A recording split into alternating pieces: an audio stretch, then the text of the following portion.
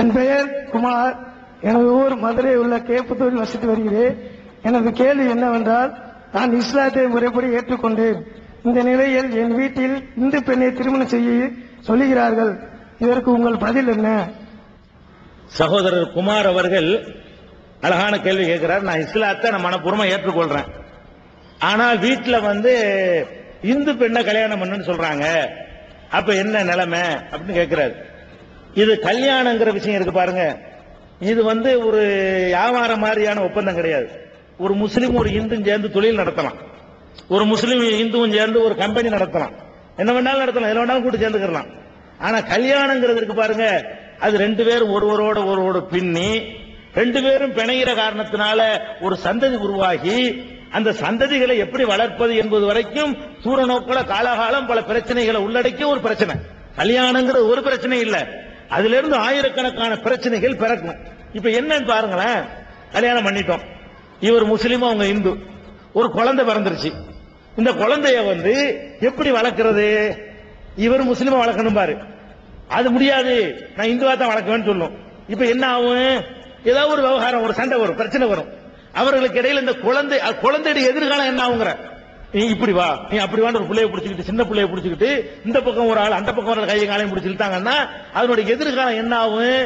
அப்ப அந்த குழந்தைகள் நமக்கு உருவாகக்கூடிய சந்ததிகளுடைய எதிர்காலம் பாலடைஞ்சு போயிடும், இருள் அடைஞ்சு போயிடும். என்ன இப்படி போட்டு குழப்புறாங்களே, அம்மா அந்த பக்கம் கூப்பிடு, அப்பா அந்த பக்கம் கூப்பிடுறாரு, இந்த பக்கம் போறதுங்கிற மாதிரி அந்த பிஞ்சு உள்ளங்களுக்கு பெரிய பாதிப்பு ஏற்படும்.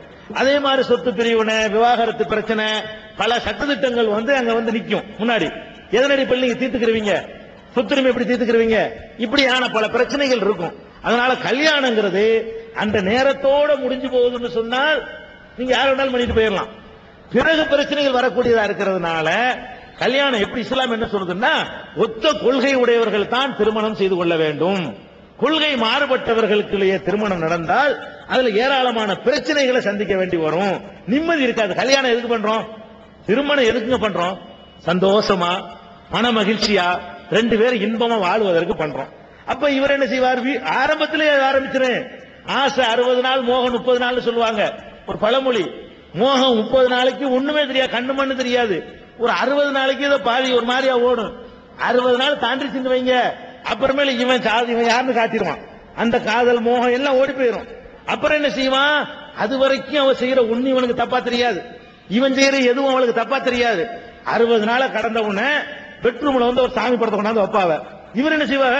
என்ன வைக்கிற, நான் ஒரு லாயிலா இல்லன்னு சொல்லியிருக்கிறேன், ஒரு கடவுளை சொல்லியிருக்கிறேன், இந்த கொண்டாந்து வைக்க தூக்கி கொண்டு போடுவார் அவர் இதுல, அது கொண்டாந்து வைக்க இவர் போட, கடைசி சண்டை வர, கடைசியில் கோச்சிட்டு போறாங்க.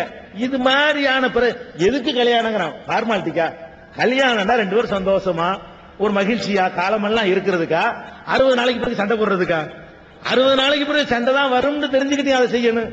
அதனால இஸ்லாம் என்ன சொல்லுதுன்னு கேட்டா, ஒத்த கொள்கை உள்ளவர்களுக்கு மத்தியில மட்டும் திருமணம் செய்யுங்கள்.